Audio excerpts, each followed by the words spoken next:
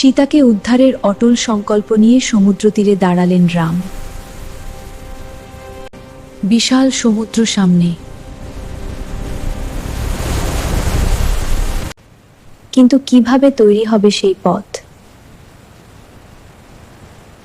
অটুট বিশ্বাস নিয়ে বানরসেনা শুরু করল মহাসেতু নির্মাণ।